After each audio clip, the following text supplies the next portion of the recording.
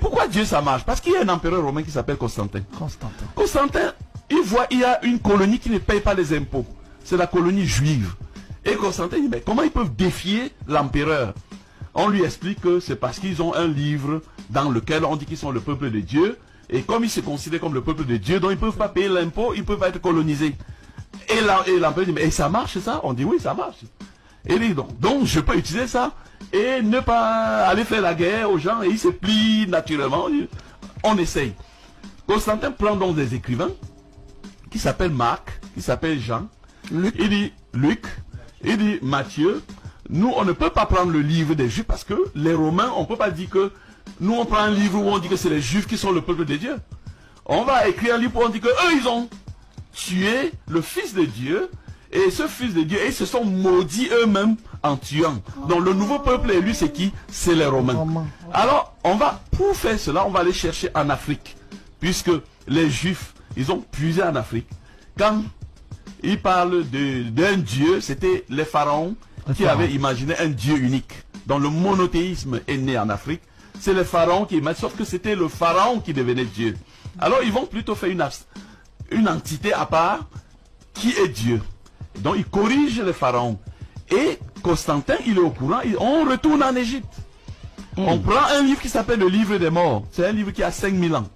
Et c'est dans ce livre qu'on a expliqué comment une reine égyptienne va recevoir un ange qui lui dira, tu vas enfanter.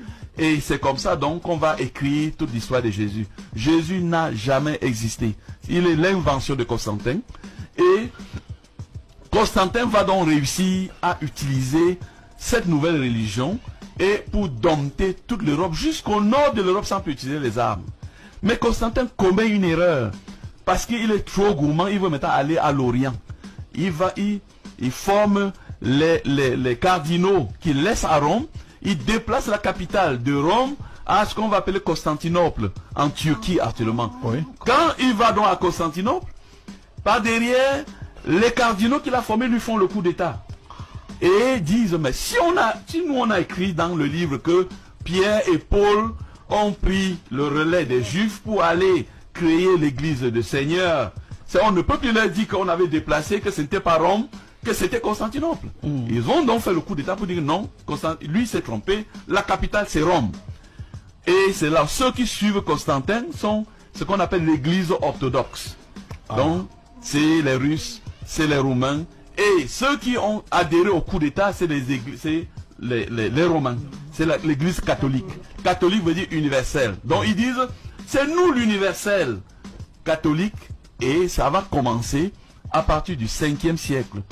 La plus grande scientifique africaine, elle est égyptienne, elle s'appelle Hypatie.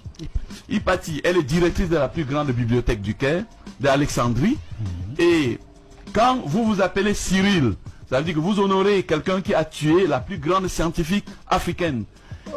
Parce que dans le nouveau livre, la femme ne doit pas parler devant un homme, la femme ne peut pas enseigner, la femme ne peut pas faire ça. Or, Hypatie, c'est une intellectuelle, elle est une physicienne, elle a étudié en Syrie, elle a étudié partout, elle a étudié en Grèce, elle est venue, donc, la connaissance. On va donc prendre Hypatie, on va faire le tour d'Alexandrie avec Hypatie, Cyril, qui est le monseigneur romain. Oui.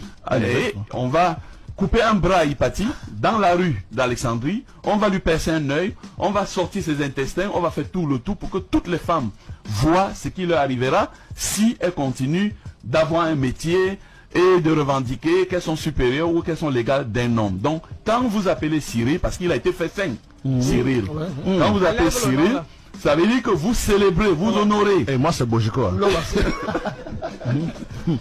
Et on va arriver dans le 8e siècle où ça marche tellement bien pour les Romains que Mahomet va dire, ah mais tiens, lui dit, je reconnais, Jésus a existé. Mais Dieu m'a dit que Jésus était l'avant-dernier prophète. Je suis le dernier. Et Dieu m'a donné les dernières instructions.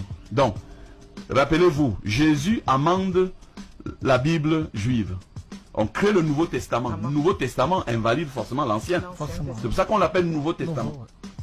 Puisque dans l'Ancien, il n'y avait pas que Dieu ne peut pas se corriger. C'est Dieu quand même. Oui. Bon, mais les Romains...